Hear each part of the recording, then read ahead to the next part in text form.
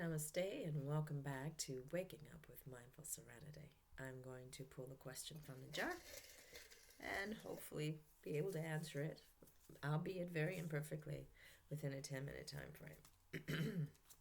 And I will set my timer, I hope. Oh, the technology, impaired nature of my mind. Okay. The question I pulled out is, do you use a mantra? Do you use a mantra? So it's a personal question asked to this human, I guess. And the question was, do you use a mantra? And I do use a mantra. I want to say, first of all, that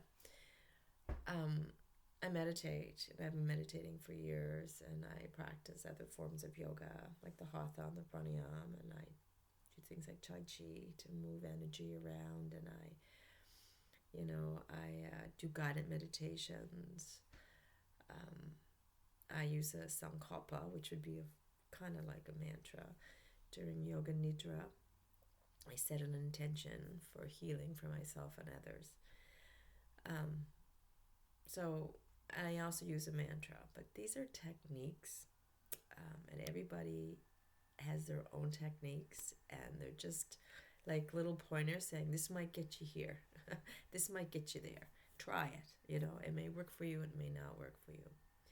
Now, the mantras themselves have come, I suppose, from you see them a lot in Hindu tradition, and you'll see them a lot in yoga, but not, and in other religions too, like Buddhism will use mantras.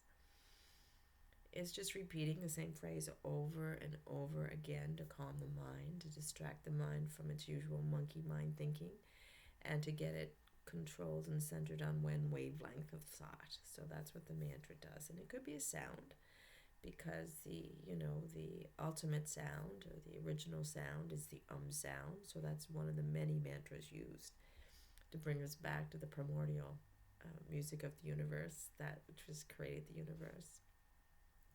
That sound. And there's mantras that have phrases in it. Mani Padme Hum, for example, is one that I might have used and use on occasion. The lotus flower, the jewel is in the lotus flower. And of course, a lot of times mantras, if you're doing the Maharishi mantra, it's a Sanskrit word that will make absolutely no, or phrase that will make absolutely no sense to you. So you're not supposed to connect meaning to the words, and you're just supposed to utter the words. The universe will know, kind of thing. So there's many, many ways of doing mantras, and I do mantras. Like I said, I've done the mantra, the japa meditation.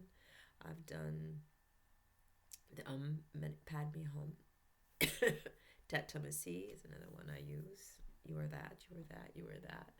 To remind me that that's who I am. I've used in English, thy will, not my will be done, as well as a mantra sometimes when I'm meditating, just to repeat back on that. And I guess what I'm trying to say, it doesn't really matter what words we're using, and if we're connected to the words, or if they're words we don't even understand the meaning of, or it's to distract the mind and get it in a nice soothing vibrational pattern of thought, so it's not jumping all over the place, basically. But they also can be used as in a sankalpa, as a form of intention, a form of prayer, a form of getting us getting into our life experience something that we might feel like we're lacking. And speaking of such, it's not just the yogic traditions and the Buddhist traditions that use mantras. I grew up Catholic, so I knew I was taught to say the rosary at a very young age, and it was very significant.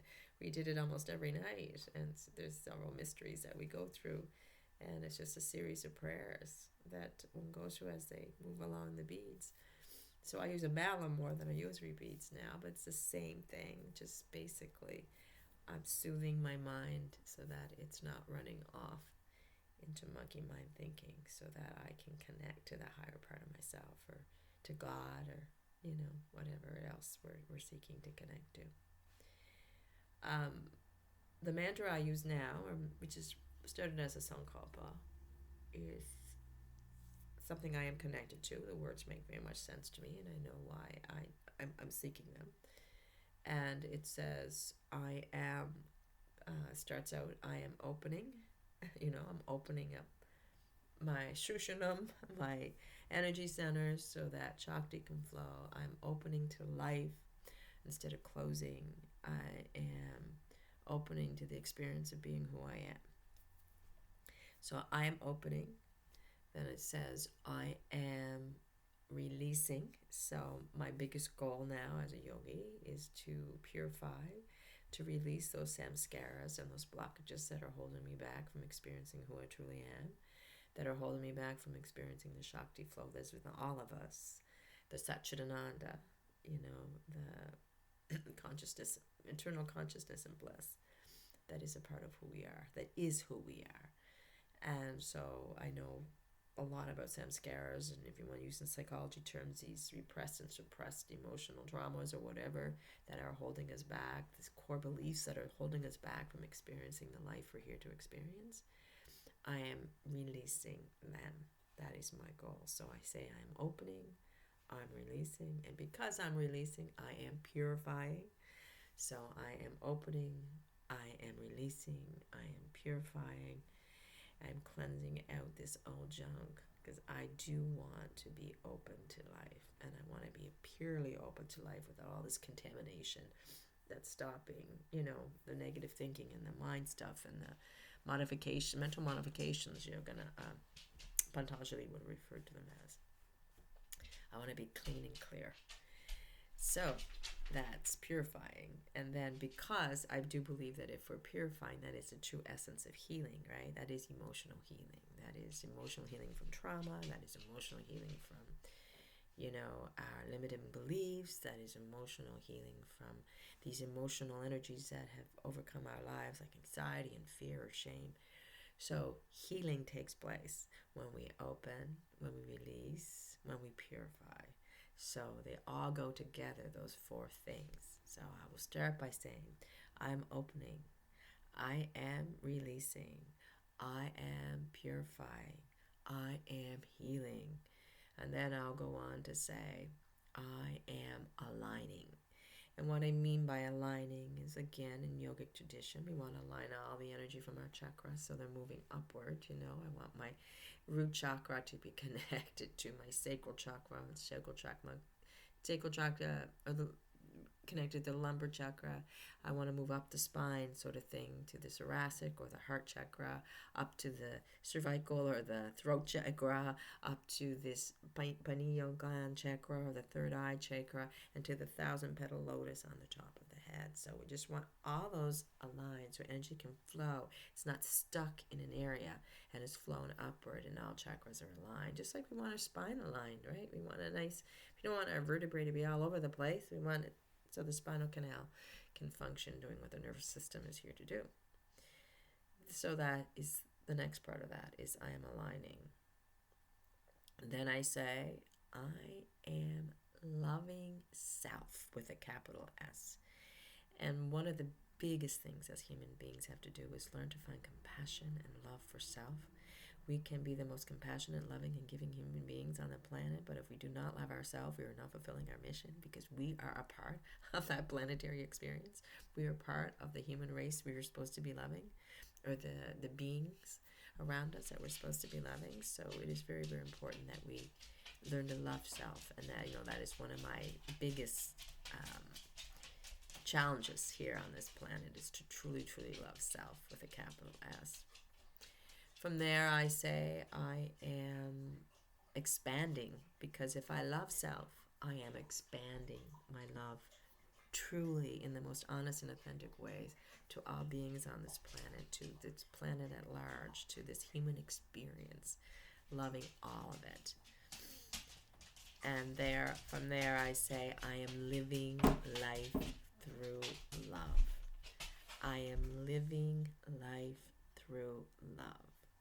So that means I'm open and I'm living life through love rather than fear and shame, right? So I'm allowing the flow of Shakti to come through me, to guide me. I'm flowing with it. This is the way, as the Taoist would say, It's like water. It's powerful and strong, but at the same time it's gentle and yielding. So it's a matter of letting go to all those resistances and just flowing with life, allowing life, living life through love rather than resistance and fear. And then the last one is I am free. And that's what freedom is, liberation, mukta. You know, um, it's being free of what we believe is. Once believed was all important. Now, all the external connection and attachment and understanding what love truly is and what being open truly is. And we're not closing to life. We're not resisting to it. We're not asking life to be anything but what it is. And we are accepting all of it, even when the painful stuff, right? Allowing, because we know that experience that's happening out there, unfolding in front of us, is not the cause of any suffering we might have. It is our judging of it, our preferring of it, our aversion to it that's causing the so-called suffering. So if we can find that inner acceptance and allowance within us through opening, through releasing, through purifying, through healing, through aligning, through loving self, through expanding, and through living life through love so that we can be free, then we will experience that. So that is my mantra. I am opening, I am releasing, I am purifying, I am healing, I am aligning, I am loving self, I am expanding, I am living life through love, and I am finding freedom. I don't know if that helps anybody. It's a pretty long-winded mantra, but it's something I've been saying lately. Anyway, that's it for my spiel today. I hope you have an amazing day. And till next time, namaste.